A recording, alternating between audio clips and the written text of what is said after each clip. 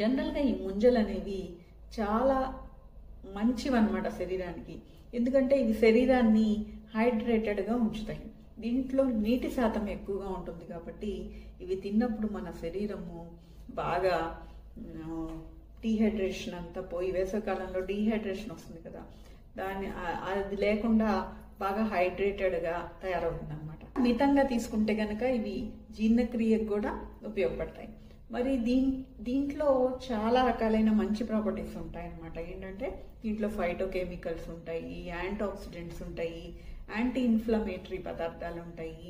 ఇవన్నీ కూడా శరీరానికి చాలా మంచిది, ఏజింగ్ని కూడా తగ్గిస్తాయి అన్నమాట ఇవన్నీ ఉన్న పదార్థాలు తీసుకున్నప్పుడు. దీంట్లో వాటర్ ఎక్కువ ఉంటుంది కాబట్టి ఇది చర్మానికి కూడా చాలా మంచిది, చర్మం కూడా మంచిగా తయారవుతుంది అనమాట. అంతేకాకుండా వెయిట్ లాస్ కూడా మంచిది.